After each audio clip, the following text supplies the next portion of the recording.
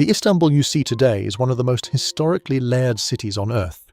Yet this magnificent city was not always known as Istanbul. There came a time when the mighty Ottoman Empire captured Constantinople after a historic siege and ended the entire Byzantine era. To understand what happened here, I turn to AI to help reconstruct the scene from the historical record. So come with me back to the spring of 1453, and let's rewind the final weeks of a city that had stood for over 1,000 years. To understand the significance of what was lost, we need to understand what Constantinople actually was. In the spring of 1453, the city still carried the physical architecture of its imperial past. The Hagia Sophia, completed in 537 AD under Emperor Justinian, remained the largest cathedral in the Christian world. The Maze, a broad marble-paved avenue, connected the city's major public squares and ran past markets stacked with fresh fish from the Bosporus, olives and wine from the surrounding countryside, and spices that had travelled the length of the Mediterranean trade routes. Wealthier residents occupied multi-storey stone houses built around interior courtyards, while the working population lived in the wooden tenement districts that filled the lower quarters of the city. What is worth noting, however, is that by 1453, Constantinople was a city in visible decline. A century of recurring plague, beginning with the Black Death in 1347, had cut the population dramatically. What had once been a city of perhaps 500,000 people had contracted to somewhere between 50,000 and 100,000. Large sections within the famous Theodosian Walls had reverted to open fields and orchards. The Byzantine Empire itself had shrunk to little more than the city, a handful of Aegean islands, and a territory in the Peloponnese. Despite that, the city's institutions continued to function. Its markets traded, its churches held services, and its administration governed. Life went on, even as the situation around it deteriorated steadily. That deterioration reached a decisive point in the early spring of 1453, and what arrived outside the walls would change the course of history. Sultan Mehmed II, who had come to power at the age of 19 and was 21 at the time of the siege, had made the conquest of Constantinople a central, strategic and symbolic objective of his reign. He spent the winter of 1452 to 1453 preparing methodically. He oversaw the construction of Rumeli Hisara, a fortress on the European side of the Bosphorus Strait, which effectively cut off Constantinople's access to supplies from the Black Sea. He commissioned the Hungarian engineer Orban to design and cast a series of large-caliber siege cannons, including one weapon measuring approximately 8 meters in length, capable of firing stone projectiles weighing around 270 kilograms over distances exceeding a kilometer. When the Ottoman forces appeared on the hills outside the city in early April, they brought with them an army that modern historians estimate at between 50,000 and 80,000 soldiers, supported by a naval fleet of around 125 vessels. Inside the walls, the situation was considerably less encouraging. Emperor Constantine XI Palaiologos commanded a defending force of roughly 7,000 men in total, of whom approximately 2,000 were foreign volunteers, primarily Genoese and Venetian. The most experienced among them was the Genoese commander Giovanni Giustiniani Longo, who arrived in January 1453 with 700 trained soldiers and took charge of the defence of the land walls. Constantine had also sealed the entrance to the Golden Horn harbour, with a large iron chain stretched across the water on floating logs, successfully preventing the Ottoman fleet from entering and attacking the city from the north. The preparations were competent, but the numerical imbalance between the two sides was impossible to overcome through organisation alone. With both sides in position, the siege entered its operational phase on the 6th of April, and the scale of the Ottoman bombardment was unlike anything the defenders had previously encountered. Orban's largest cannon required a team of 60 oxen and several hundred men to transport it into position. When fired, it needed approximately 3 hours to cool and reload between shots. Despite that limitation, the cumulative effect of sustained bombardment across multiple artillery pieces proved substantial. The Theodosian Walls, which had successfully defended the city for over 1,000 years, had been built for an era of battering rams and siege towers, not gunpowder artillery. Sections of the outer wall began to crack and collapse within the first days of shelling.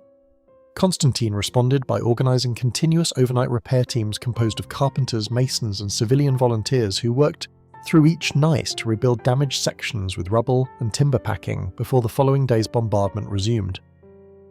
The land wall defence held through most of April, largely because of Giustiniani's effective organisation of the most vulnerable sections. Each time an Ottoman infantry assault followed a bombardment, the defenders responded with crossbow fire and, where the walls remained intact, with materials dropped from the parapets. The fighting was concentrated primarily around the Mesoteichion, the middle section of the land wall running along the Lycus River valley, where the terrain gave the attackers a slight advantage and where the walls were marginally less robust than elsewhere. As April progressed without a decisive breakthrough, Mehmed pursued several parallel strategies simultaneously, and one of them very nearly changed the balance of the siege. On the 22nd of April, Ottoman forces executed a logistically complex operation by hauling approximately 70 ships overland on greased wooden slipways, bypassing the chain blocking the Golden Horn and relaunching them inside the harbour. A Byzantine and Italian attempt to destroy the newly positioned fleet with fireships on the 28th of April was detected and repelled, resulting in significant losses among the attacking crews. Beneath the ground, a parallel contest was underway. Ottoman engineers began digging a series of tunnels beneath the land walls, aiming to undermine the foundations and create additional collapse points. The defenders countered by employing a Scottish engineer named Johannes Grant, who coordinated the Byzantine countermining effort. Grant's teams detected the Ottoman tunnels through vibration monitoring, dug intercept passages to reach them, and then flooded or burned the tunnels from within. Several Ottoman mining operations were neutralised in this way during late April and early May. The combination of artillery bombardment, naval repositioning and underground warfare placed the garrison under sustained pressure on multiple fronts simultaneously. While the military contest continued along the perimeter, the conditions inside the city were also deteriorating, and it is worth pausing to consider what daily life looked like for the civilian population during those weeks. The Hippodrome, once the social centre of Byzantine public life, had been converted into a logistics and supply area. Church buildings throughout the city were repurposed as medical stations for the wounded. Food was rationed and distributed centrally from imperial storehouses. Civilians without military training participated in the repair and supply effort, carrying materials to the walls and tending to injured soldiers. By the 28th of May, the condition of the land walls made it clear to both sides that the final assault was imminent. Mehmed issued orders that evening prohibiting his troops from leaving camp. Across the Ottoman lines, fires burned through the night as the army prepared. Inside the city, Constantine XI attended a final religious service at the Hagia Sophia, alongside his commanders and as many of the garrison as could be spared from the walls. Several contemporary accounts record that he addressed his officers with a summary of the military situation and a formal acknowledgement that the city's defence had reached its limit. At approximately 1 o'clock in the morning on the 29th of May, the Ottoman assault began. Mehmed deployed his forces in 3 successive waves. The first, composed of irregular troops, was intended to wear down the defenders and exhaust their ammunition. The second wave consisted of Anatolian infantry. The third and final wave was the elite Janissary corps, numbering between 10,000 and 12,000 soldiers. Giustiniani and his Genoese contingent held the Mesoteichion section through the first 2 waves, but Giustiniani himself was seriously wounded enough to be evacuated from the walls. His departure created a gap in the command structure at the critical point. Shortly afterward, Ottoman forces discovered that a small postern gate, the Kirka Porta, had been left unlocked and pushed through into the interior of the wall system. Once soldiers were inside the outer defences, the coordinated defence of that section collapsed quickly. Constantine XI was last seen at the walls by multiple witnesses. His body was never formally identified afterward. By mid-morning on the 29th of May, 1453, the city had fallen.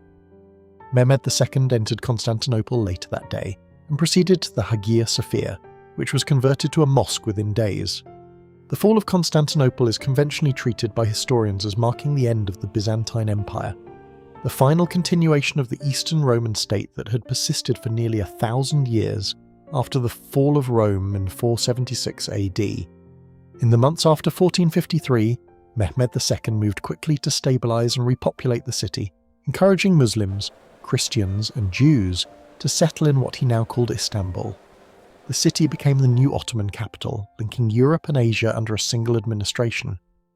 Under Mehmed's rule, Constantinople evolved into a political, commercial and cultural centre of a rapidly expanding empire. The events of May 1453 had consequences that extended far beyond the fall of a single city. When the Ottomans took control of Constantinople and the surrounding trade routes, Europe was forced to look outward.